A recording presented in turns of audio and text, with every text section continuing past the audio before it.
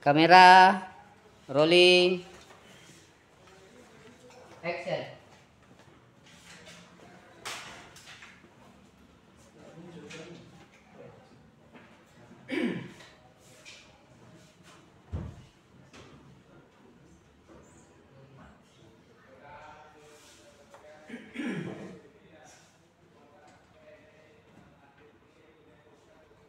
Assalamualaikum warahmatullahi wabarakatuh. Waalaikumsalam warahmatullahi wabarakatuh. Baiklah teman-teman semuanya, hari ini sehat semuanya ya. Alhamdulillah. Jadi hari ini kita akan membahas pertemuan kita untuk pertemuan kedua. Pertemuan kedua kita akan membahas proses pengambilan keputusan. Ya. Namun sebelum kita memasuki materi pembahasan kita pada hari ini, marilah kita bersama-sama mengucapkan Bismillahirrahmanirrahim. Nah teman-teman semua, ada yang masih ingat ya pertemuan kita di pertemuan sebelumnya yang kita bahas pengertian dasar-dasar dan dasar-dasar pengambilan keputusan ya, yang kita bahas di pertemuan pertama ya. Ada yang masih ingat apa yang kita bahas?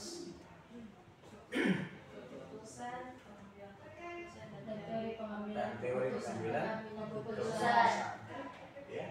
Nah kalau kita bicara mengenai keputusan ya, kalau kita menarik esensi daripada keputusan itu adalah sesuatu hal yang harus diambil ya. Kalau pengambilan keputusan apa? Kalau pengambilan keputusan apa?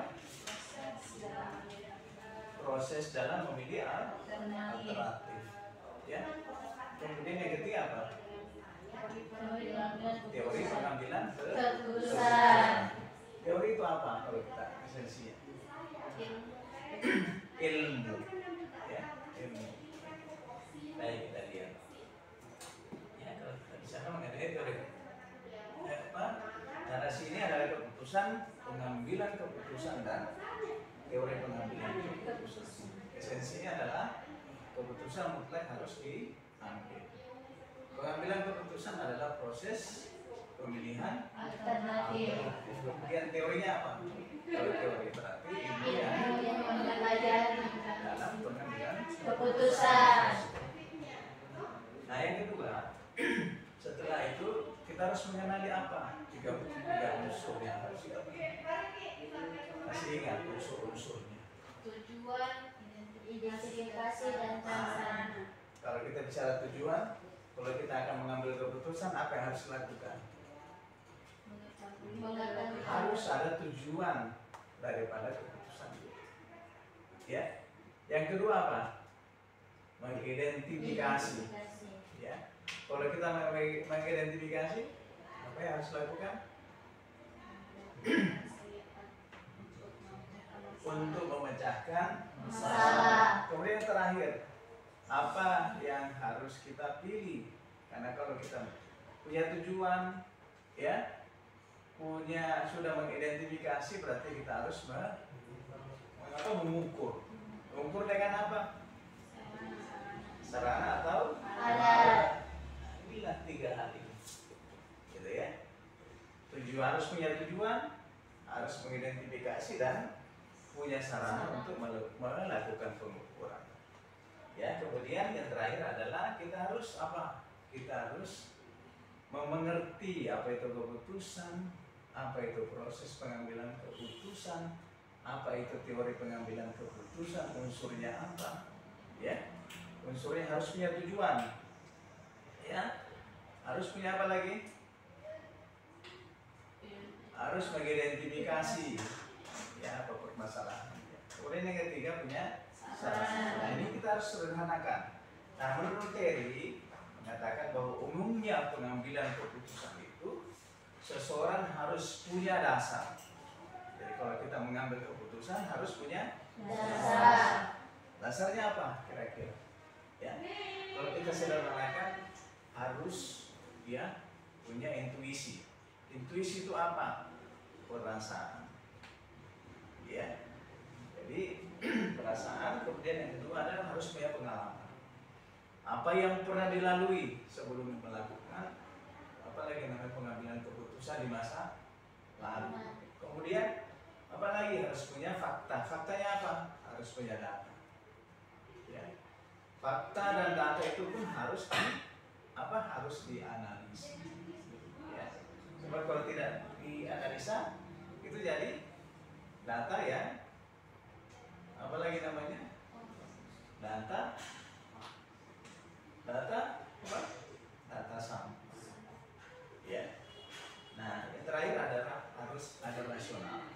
Rasional itu berarti kita harus punya apa? Pertimbangan, rasio kan? Pertimbangan. Ya. Nah, punya intuisi, punya pengalaman, terus punya fakta dan punya rasional, itulah dijadikan sebagai alternatif keputusan. Ya. A, B, C. Kalau saya mau membeli HP apa? Yang pertama adalah fiturnya. Yang kedua apa?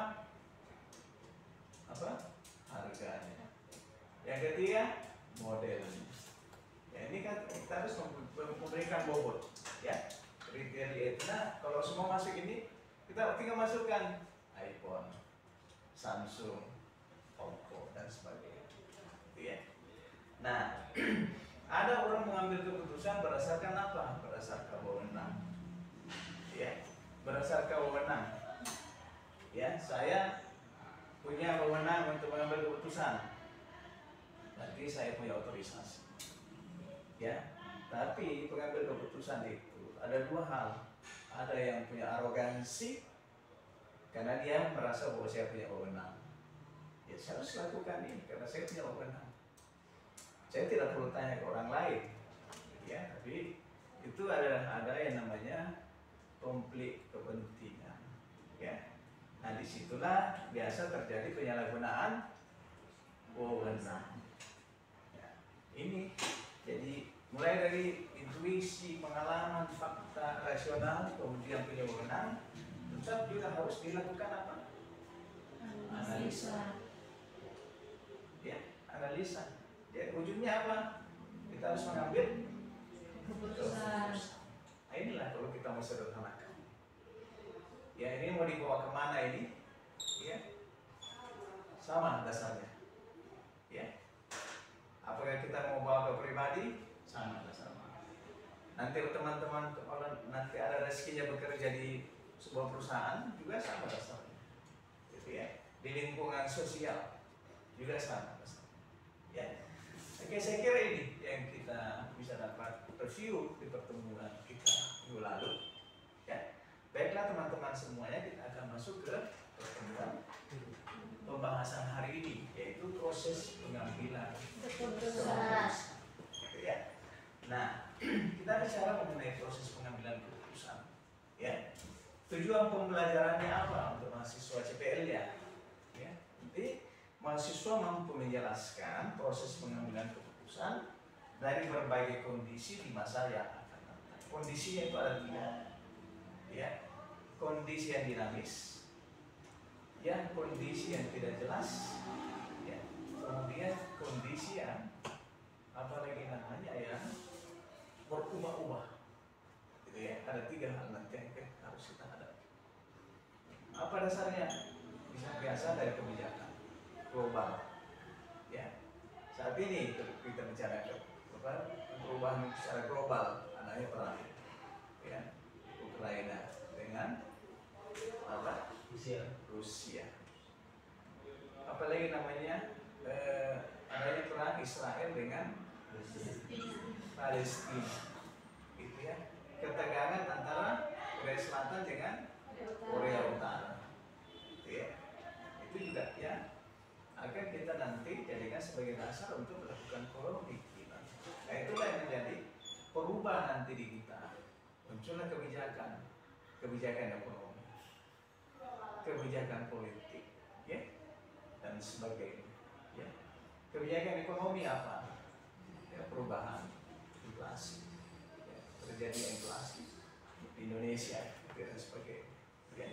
Perpolitikan yang kita urusan, lalu bagi bersama, ya, di apa lagi namanya, di pilpres, ya. Nah, kita masuk ke proses pengambilan keputusan, ya. Saya ingatkan, keputusan membuat pilihan dari 2 alternatif atau lebih, ya, itu keputusan. Saya mau ke kampus, saya mau naik kendaraan motor, ya, punya saya sendiri, atau saya mau naik Grab.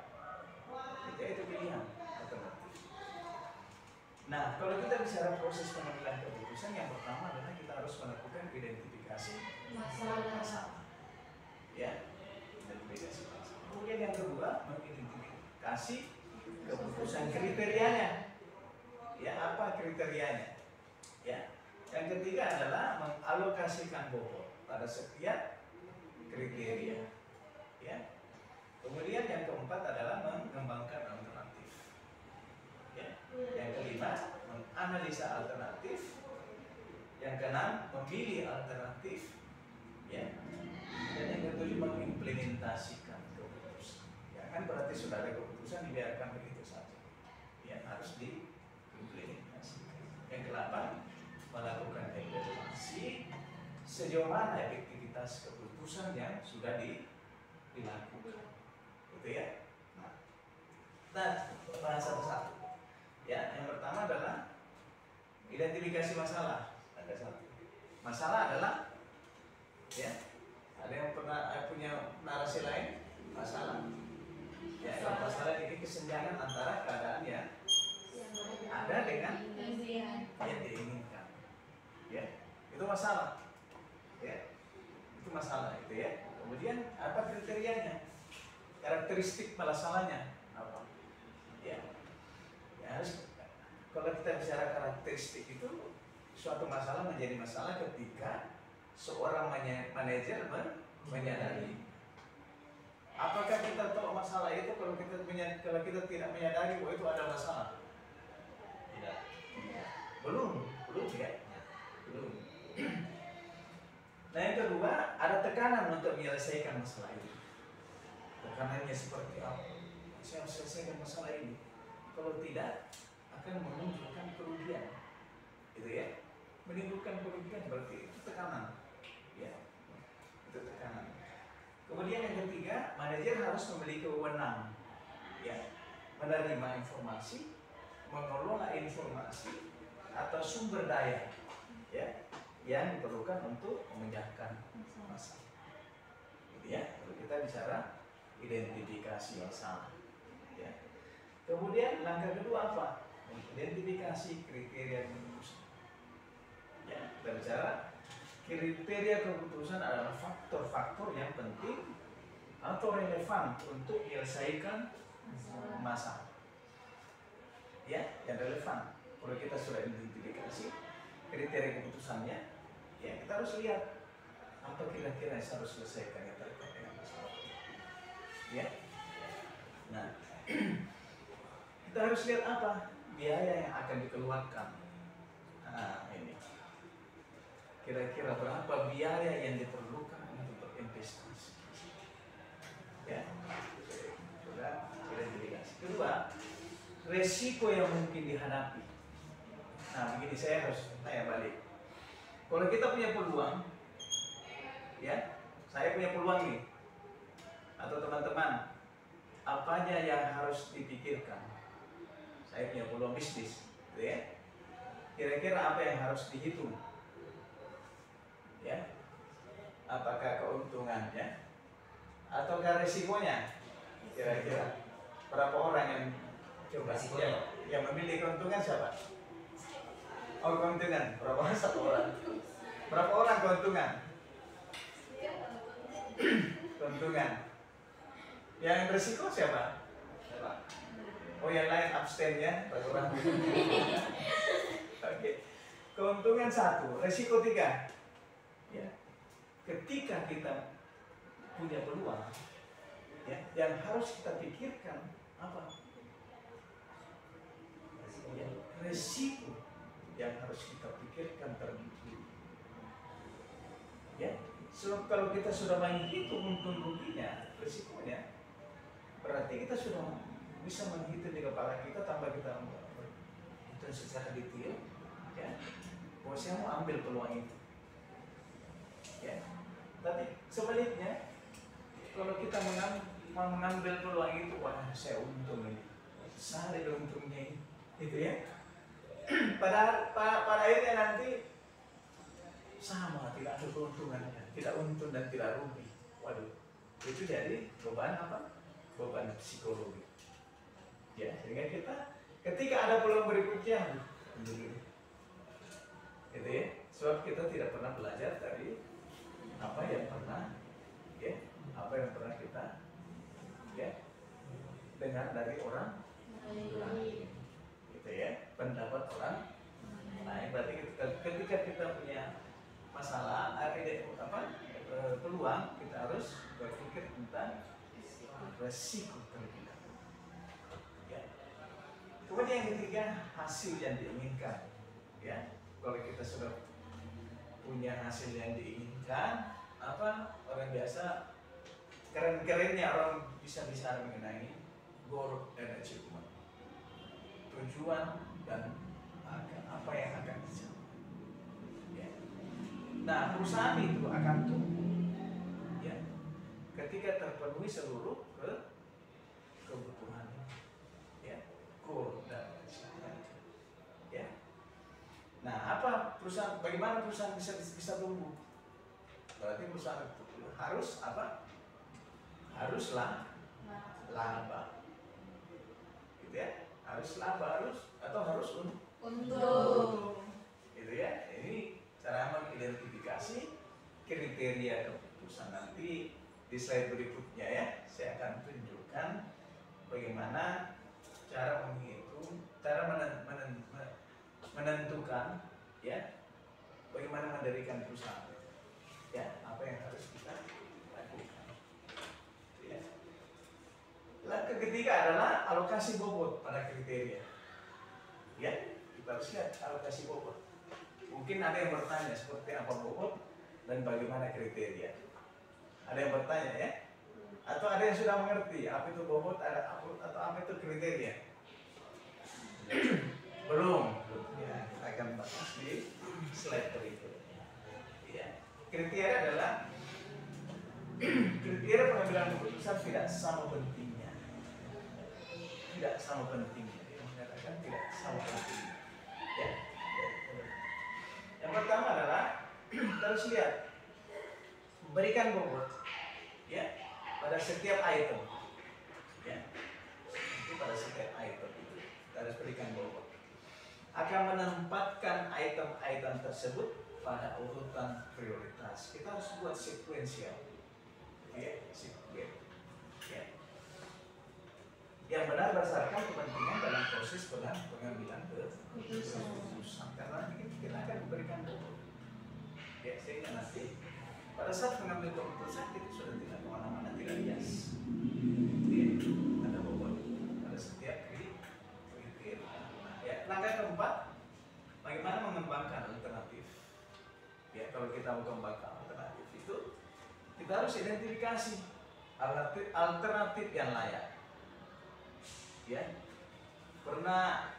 teman-teman pernah mendengar, ya, perusahaan atau pribadi yang akan mengajukan kredit itu ke perbankan.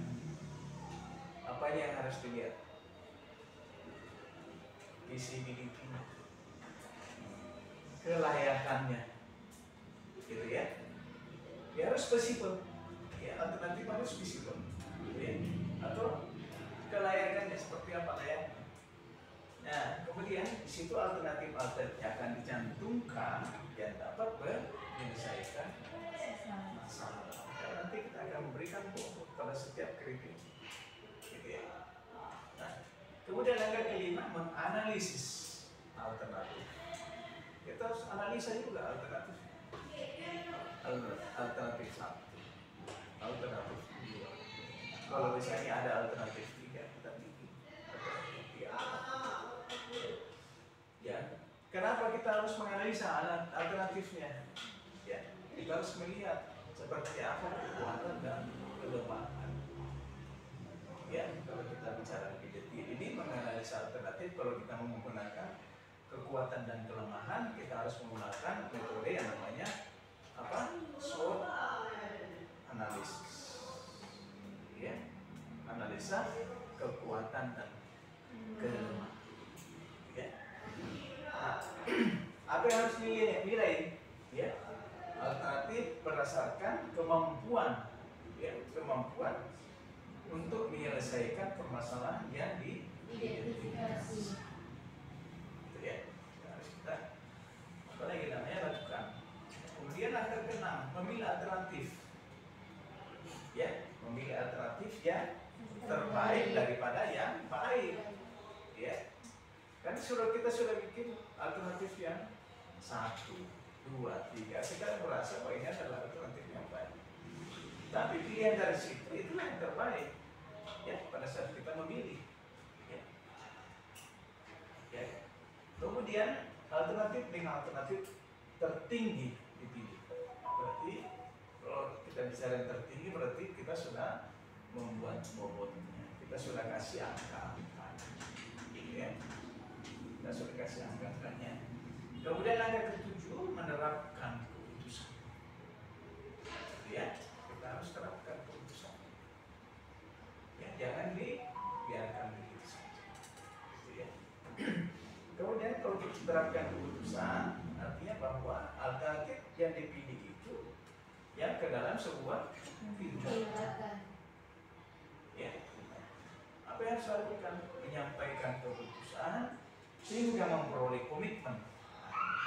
Harus garis memperoleh komitmen dari pihak yang akan melaksanakan keputusan. Ya. Misalnya begini, ada pimpinan, ya, dia sudah mengambil keputusan, tapi dia belum menyampaikan pelaksananya. Ya, pelaksana.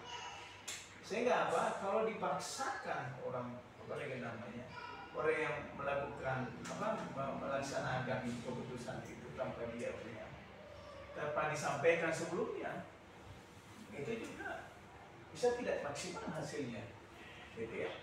Karena ketika saya sebagai pimpinan, ya, sudah mengambil keputusan tapi tidak menyampaikan, ya, kepada orang yang melaksanakan, ya, keputusan itu, artinya bahwa tidak ada komitmen, gitu ya. Nah, langkah yang ke-8 terakhir adalah mengevaluasi efektivitas. Mengevaluasi efektivitas ini seperti apa? Ya, efektivitas daripada keputusan itu harus apa? Ketepatan keputusan dinilai dari hasil. Ya. Kemudian ketepatan keputusan dinilai dari hasilnya berdasarkan hasil yang diperoleh dari alternatif yang dipilih. Gitu ya. Kita sudah membuat pemetaannya. Jika masalah yang tidak selesaikan, apa yang salah? Ya, kalau jika masalah tidak terselesaikan, apa yang salah? Jika dimungkinkan, lakukan RCA, root cause analysis. Ya, analisa akar permasalahan. Ya, kita harus lakukan ke belakang. Ya, jadi ketika ada masalah yang tidak terselesaikan, ya, kita harus lakukan apa lagi namanya analisa akar permasalahan, apa penyebabnya. Ya. Kalau hanya sampai selesai di ibarat pohon itu hanya selesai sampai di batang, tidak selesai sampai di akarnya, berarti itu belum kita bisa mendapatkan hasil yang maksimal. Ya, root cause analysis. Ya, nanti dicari sendiri. Ya, apa itu root cause analysis? Ya, itu analisa. Ya, root cause analysis, analisa penyebab. Ya, masalahnya, ya, penyebab masalahnya, jadi harus dilakukan. Ya. Nah ini penentuan cuma lokasi pabrik. Oke, kasih contoh ya. Ada prosedur penyusunan ya dengan menggunakan faktor rating. Ya, dengan menggunakan faktor rating. Yang pertama adalah kita harus identifikasi ya faktor yang relevan, gitu ya. Faktor yang relevan. Ya. Yang pertama adalah kita harus identifikasi ya sama tadi. Kemudian kita beri bobot ya. Tentukan skala penilaiannya. Berikan nilai pada setiap alternatif. Kalikan bobot dengan nilai. Kemudian pilih lokasi dengan total nilai tertimbang yang terbesar. Ya, bisa dipahami tabelnya? Ya, ini kalau kita mendirikan sebuah perusahaan gitu ya, kita harus menilai faktornya apa? Pasar dulu, kita tentukan. Ya, otomatis kalau kita memberikan bobot harus 100 ya totalnya. Ya, berapa faktor di sini kita harus, biarpun berapa faktornya di sini, tetap di sini harus 100. Ya, terus lihat pasarnya. Ya, pasarnya itu apa? Ya, identifikasi pasar. Ya, berapa besar? Bagaimana dengan topografi? Ya, bagaimana dengan kondisi masyarakat yang ada di sana? Gitu ya. Kemudian bahan bakunya, apakah bahan baku tersedia? Ya, tenaga kerjanya, apakah tenaga kerja tersedia ke tempat itu? Gitu ya. Bagaimana dengan apalagi namanya kondisi masyarakat di sana? Gitu ya. Kemudian energi, apakah ada listrik tersedia? Apakah yang infrastrukturnya sudah terbangun? Apakah ada air dan prasarana ya umum? Kemudian ketika akan dikembangkan ini perusahaan, masih ada lahan yang tersedia. Ini yang terakhir perluasan. Ini ya. Inilah kalau kita mau mendirikan sebuah perusahaan, gitu ya. Kalau kita membuat perusahaan ini, karena saya kurang lebih 20 tahun, gitu ya. Harus identifikasi ini, tentukan ini, nilainya, ya. 1 sampai 100. Ya, kita tentukan lokasi 1 dan lokasi 2. Ya, seperti ini. Bobot kali nilai berarti 25 kali 25% kali 100. 25%. Ini cuma 80, berarti 25 kali 80 dapatnya 20. Ya, dan seterusnya. Ya, dan seterusnya. Nah, disinilah kita sudah bisa menentukan apa? Menentukan alternatif. Ya. Kira-kira ada yang bisa jawab ini? Yang mana alternatif yang terbaik untuk dipilih? Lokasi 1. Lokasi 1. Iya. Alasannya? Karena di situ poinnya 93, sedangkan di lokasi 2 90. Dengan nilai tertimbang ya. Ya. Kalau ini nanti ada lokasi 3 silahkan tambahkan. Gitu ya. Ya, ini caranya. Apapun yang kita mau dirikan, ya, usaha yang kecil itu bisa dibuat seperti ini. Ya, inilah membuat faktor ini. Ya, memberikan. Jadi nanti ini tergantung ini faktornya apa saja. Ya, ini faktor. Ya, ada yang ini kalau kita di penelitian nanti teman-teman itu nanti insya Allah sekarang kan semester 4 ya. Kalau semester lagi sudah masuk ke apa lagi namanya pembuatan proposal. Ya, proposal. Penelitian juga seperti itu nanti. Ya, ada variabel, ya, ada indikator. Ya, variabelnya apa? Indikatornya. Nah, ini pasar ini banyak indikatornya. Apa indikator pasar? Jalan. Ya, berapa sarapannya itu pasar. Gitu ya. Apalagi kalau kita bicara mengenai indikator pasar, daya beli masyarakat di sana. Ya. Apalagi Keamanan.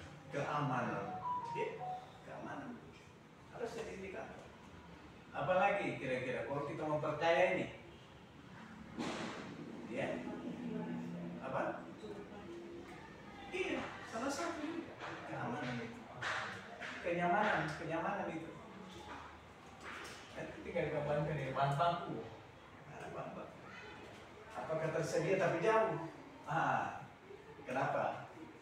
Kalau kita tidak masukkan bahan baku ada tapi jauh, berarti bobot dia bisa turun. Di sini bahan baku di sini nilai sudah 90. Di lokasi rumah 100, berarti ini lebih dekat. Ya, ini agak jauh.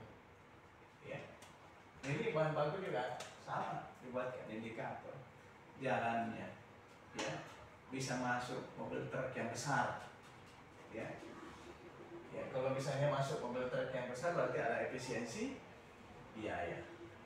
Gitu ya, karena penggunaan apalagi namanya transportasi yang besar dengan yang kecil itu bisa terkait dengan efisiensi biaya. Ya. Nah sekarang ini, gitu ya, kemudian alokasi direkomendasikan ke lokasi satu. Nah, dalam pengambilan keputusan, seorang pemimpin akan dipengaruhi oleh 3 zona waktu: masa lalu, saat ini, dan Masa masa depan. depan. Kenapa? Kira-kira. Ya, kita lihat. Ya. Nah, kalau kita mau melakukan keputusan saat ini, ya, tadi kita sudah bicara mengenai apa? Harus ada data. Ya. Datanya berarti data bukan data saat ini ya, nggak mungkin ya. Berarti data masa yang lalu, gitu ya. Nah, kita lihat masa lalu. Terus ke masa lalu. Ya. Apa yang harus kita lihat? Pengalaman masa lalu. Ya. Peristiwa masa lalu. Ya. Rencana masa lalu yang belum terwujud. Ya, apa masalahnya? Ya. Tantangan dan masalah yang belum secara sempurna terselesaikan. Mungkin diselesaikan tapi tidak maksimal. Kemudian ketersediaan informasi di masalah. Ya, kalau kita mengambil keputusan, kita harus punya dasar di masalah. Ya, itulah diadaptasikan ke saat ini. Ya, apa yang diadaptasikan? Kondisi perekonomian, kondisi sosial, dan kondisi politik. Ya. Nah, setelah itu kita harus melihat kita mengambil keputusan saat ini seperti apa di masa yang akan datang. Gitu ya. Seperti apa? Kita harus lihat. Perusahaan itu, setiap perusahaan punya visi, misi, dan tujuan yang ingin dicapai oleh perusahaan itu. Kalau kita bicara masa depan, apakah itu pasti? Belum. Jadi kita masih akan berhadapan dengan ketidakpastian. Ya. Ya. Apalagi yang diharapkan? Ya, informasi, expected informasi, ya, untuk membantu mekanisme pengambilan keputusan. Inilah 3 zona. Ya, yang harus diambil oleh pengambil keputusan. Ya. Karena kita masuk, ya, pengambilan keputusan, ya, bagaimana sebuah perusahaan akan dibuat. Ya, harus ya. Yang pertama apa yang harus dilakukan? Kita harus menetapkan tujuan dan sasaran, goal dan achievement, gitu ya, khusus dan mengukur hasilnya. Ya. Ya. Apa yang harus dilakukan? Ya, kita harus mengukur profit oriented. Orientasi perusahaan itu pasti kemana? Ke keuntungan, pasti. Ya, setiap orang mendirikan perusahaan itu, ya, tujuannya apa? Tujuannya untuk untung. Ini harus kita hitung. Yang pertama harus kita hitung berapa kapasitas, ya, yang bisa, apa lagi namanya, yang bisa diproduksi. Ya, berapa kapasitas yang bisa diproduksi. Ya, sehingga apa? Di bagian perencanaan marketing dan sales itu harus begitu. Ya, harus begitu apa? Berapa kira-kira yang saya harus jual. Ya, kemudian saya petakan dengan kapasitas produksi, gitu ya.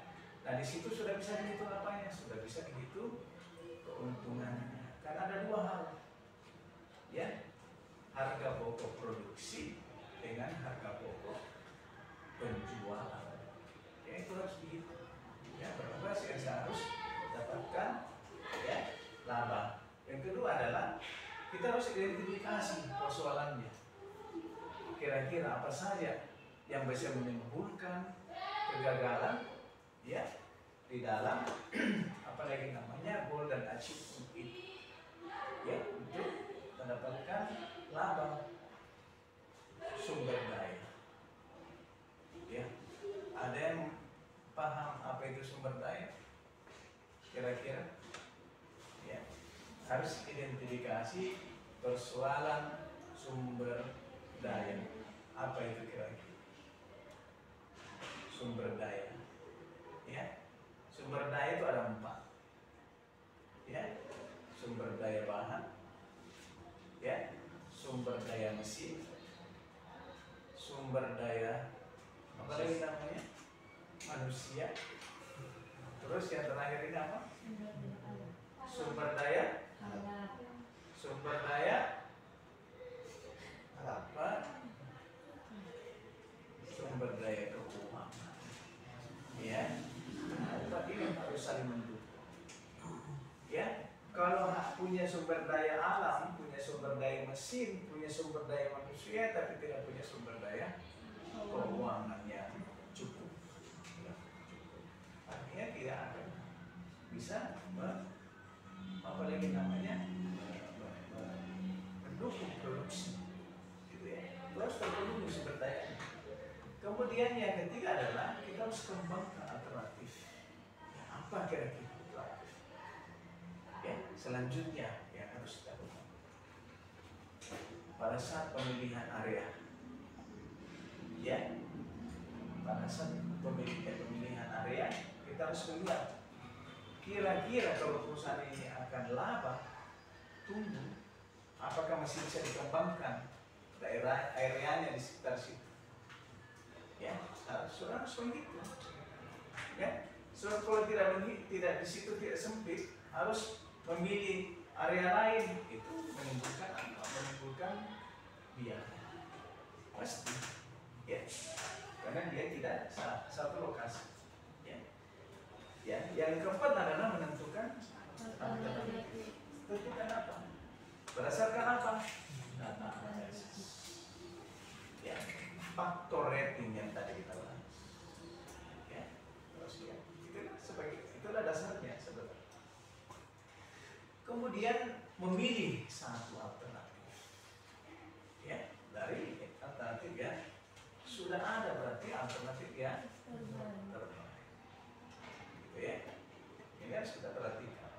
Kemudian yang keenam adalah menerapkan keputusan. Ya, kalau kita menerapkan keputusan tadi, kalau keputusan sudah diambil, kemudian tidak menyampaikan ke orang yang akan melakukan keputusan itu biasa terjadi apa? Terjadi masalah. Ya, jadi terapkan dari seleksi alternatif, pilih, ya, yang harus kita. Kemudian yang tentunya adalah kendalikan dan evaluasi.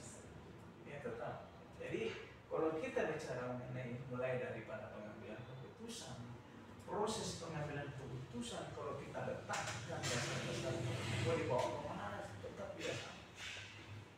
Ya, tetap biasa. Ya, kita harus lihat terakhir mengendalikan dan mengevaluasi terhadap sasaran. Sasarannya apa? Tadi kembali lagi ke atas. Ya, apa sasarannya? Berdasarkan ya tujuan perusahaan. Sasarannya apa? Profit atau laba perusahaan. Gitu ya. Nah, bisa simpulkan, ya, pertemuan kita pada hari ini adalah, ya, setiap proses pengambilan keputusan selalu menghasilkan satu pilihan. Apakah bisa dua? Tidak. Kenapa? Karena kita memilih yang terbaik dari yang Nah, memilih terbaik daripada yang baik. ya. Keputusan dibuat untuk mencapai tujuan melalui pelaksanaan atau Tindakan. harus dilakukan. Ya. Kemudian pembuatan keputusan diperlukan pada semua tahap kegiatan organisasi dan manajemen harus secara menyeluruh. Ya, harus secara menyeluruh. Tidak bisa perbagian-bagian. Ya, harus secara menyeluruh. Kemudian dalam pengambilan keputusan diperlukan ketepatan. Ya, harus tepat dalam menganalisis masalah. Apa? Kita harus tetapkan tujuannya, mengidentifikasi alternatif yang ada dan mengevaluasi. Nah, saya kira ini summary-nya. Nah, untuk pembahasan minggu depan ini ada tugas, ya, 5 pertanyaan pokok, ya, kepada diri sendiri tentang keputusan. Ya. Yang pertama, apakah saya harus membuat keputusan ini? Ya. Apa sesungguhnya yang saya harus putuskan? Ya. Kapan saya harus membuat keputusan? Ya. Apa saja yang harus saya ketahui sebelumnya? Ya, kemudian bagaimana caranya membuat keputusan ini? Nah, ini bisa diramu, ya, bisa dikembangkan nanti, gitu ya. Ini bisa jadi apa lagi namanya bekal buat teman-teman semuanya, ya. Kalau ini bisa dijadikan sebagai template pribadi ya masing-masing, apalagi kalau diimplementasikan ke dalam aktivitas, ya. Saya kira untuk pertemuan berikutnya kita akan membahas model pengambilan keputusan, klasifikasi model Pengambilan keputusan. ke depan. Saya kira ini ya yang saya bisa sampaikan teman-teman semuanya. Mudah-mudahan apa yang kita bahas pada hari ini, ya, memberikan pencerahan buat kita semua, ya. Untuk saya sendiri secara pribadi bisa jadi amal jariah, ya. Apalagi kalau teman-teman membantu untuk mengembangkan apa yang saya sampaikan. Ya, sekiranya ini dari saya, mudah-mudahan kita beri kekuatan kesehatan untuk kita ketemu di pertemuan berikutnya, ya, dengan pembahasan yang membahas dengan topik yang lain. Ya, sekiranya ini dari saya. Wabillahi taufiq wal hidayah. Assalamualaikum warahmatullahi wabarakatuh. Waalaikumsalam warahmatullahi wabarakatuh. Jam berapa sekarang? 4 ya? Pas ya, 40 menit ya. Iya. Ini semua semester berapa? Semester 4 ya? Fakultas beda-beda. Sama Pak. Fakultas? Sospol. Oh, sospol. Ini fakultas tidak ada matinya ini. Sospol. Ya, karena begini, kedepannya itu ada tantangan kita yang harus kita lawan. Itu teknologi AI. Sospol itu argumen. Ya, AI itu adalah sesuatu hal yang tidak bisa, ya, yang tidak bisa bernarasi secara umum, gitu ya. Ada apalagi ada kaidah-kaidah sospol itu yang berada di tetap ya pada jurusannya, jangan pindah-pindah ya, harus linear, kasih linear, ada yang pindah-pindah. Sebenarnya sospol dia lihat temannya masuk ke jurusan lain, buat pindah juga deh. Dia lihat pada, kalau saya ya sebaiknya linear, ya, sebaiknya linear. Kalau perlu nanti tangan-tangan kita ke depan ini dengan apalagi namanya AFTA, ya, ASEAN Free Trade, ya, ASEAN, ya, kemudian ACFTA, ASEAN China Free Trade, ya, kemudian India sudah mulai, ya, free trade, kemudian berikutnya katanya juga Eropa juga sudah mulai. Ini tantangan kita ke depan, gitu ya, harus betul-betul gimana ya, kompetitif in advance, ya, bagaimana berkompetisi, ya. Kita nanti ke depannya itu, kalau dulu kita work from home, ya, kita kenali di work from home itu gara-gara COVID-19, ya. Jadi nanti itu bukan lagi work from home, ya, work from, ada yang ingat, work from anywhere, ya, anywhere.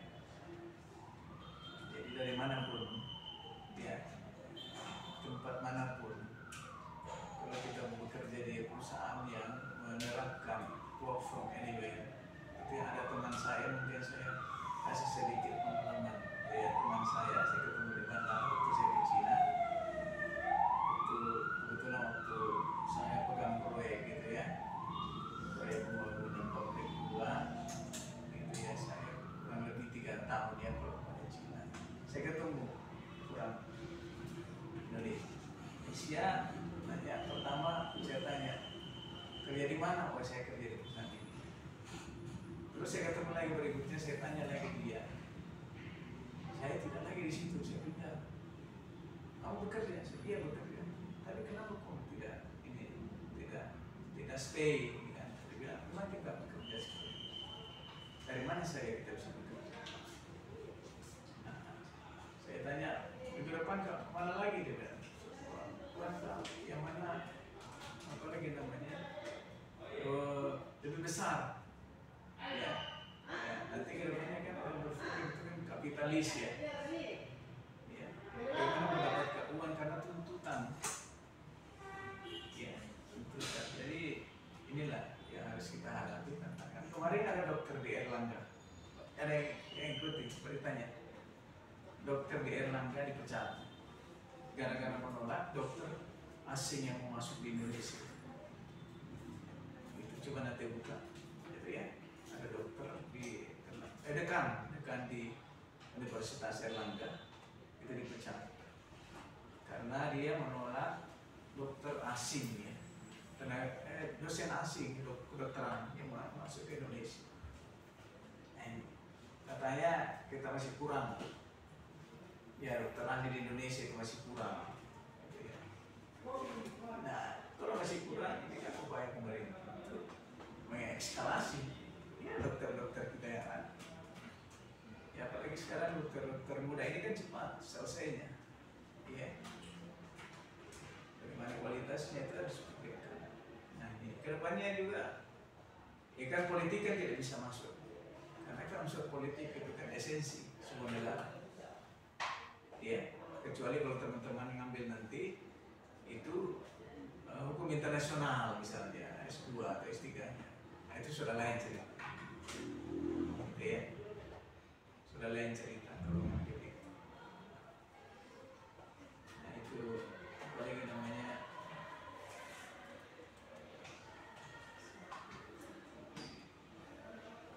Saya kira ini teman-teman, kalau ada yang mau ada yang punya kesibukan lain, saya kira sudah selesai ya.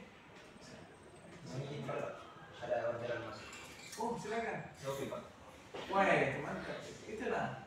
Jadi saya juga mengajar kewirausahaan ya. Saya punya sertifikasi kewirausahaan. Saya punya sertifikasi perdagangan internasional, sertifikasi BNSP, gitu ya. Ada sertifikasi nasional, ya.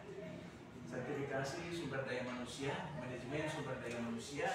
Saya sertifikasi CDM, ya.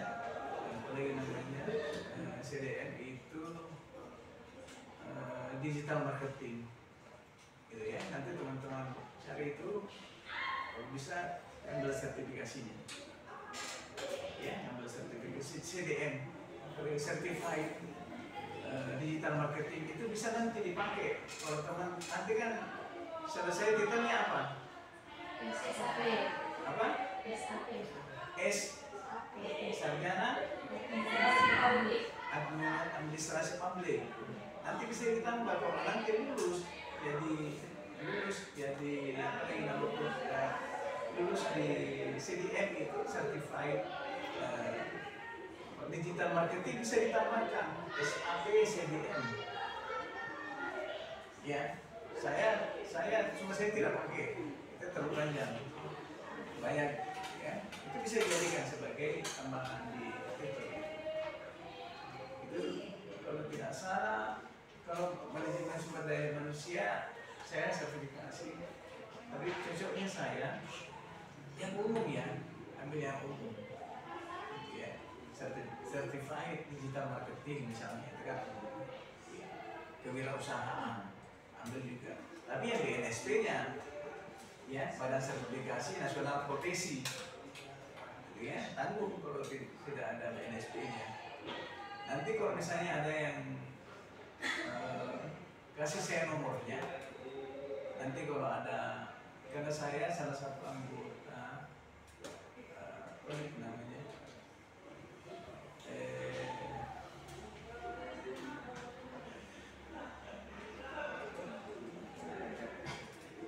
apalagi salah satu anggota itu ya kelembagaan pendidikan gitu ya. Nanti saya kasih pola informasi tentang itu. Informasi itu ada di scannya. Nah, saat ini daripada ke Jakarta mengambil sertifikasi itu, karena kan ada yang bisa online, nanti ngambil sertifikasinya offline di hotel 1 hari itu, karena kan pada saat sertifikasi kan berhadapan itu dengan asesornya ya, ditanya kembali yang pernah ditrainingkan. Nah, itu bagus itu. Nah, kalau kita punya pendamping ijazah itu kita bisa mengalahkan orang yang tidak punya pendamping ijazah gitu ya. Banyak semuanya. Saya itu salah satu konsultan enterprise resource planning gitu ya. Saya dapatkan dari ilmunya dari Jerman gitu ya. Jadi bagaimana membuat sistem itu di industri, termasuk melakukan auditnya. Itu tahun 2004 ya, 2004 sudah lama. Berapa? 10 tahun yang lalu ya. Berapa? 2004 10 tahun yang lalu, 20 tahun yang lalu, 20 tahun yang lalu. Tahun 2004 itu saya langsung dengan Jerman ya. Nah, tapi saya tidak pakai titelnya dan juga expired karena saya tidak perbarui lagi, karena itu kan lisensi ya. Kalau saya mau perbarui bayarnya, dulu trainingnya itu 8.000 euro, kalau sekitar 120 juta ya. Nah, sekarang kalau ngambil lisensinya itu kita harus bayar 750 euro, sekitar 14 juta ngambil lisensi, dan belum tentu lulus lagi kembali ya. Karena waktu Jerman dengan Indonesia itu selisihnya kita harus jam 10 di sana ya, sekitar selisih 6 jam. Berarti kita harus subuh-subuh di sini ya. Silakan ya. Ya, gue yang sini kan silakan ya. Bagi yang mau diskusi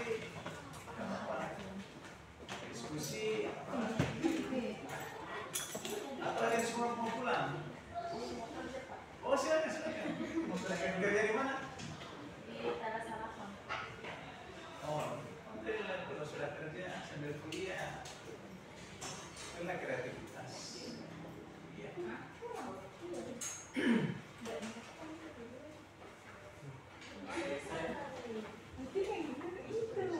Kasih ya, kasih banyak.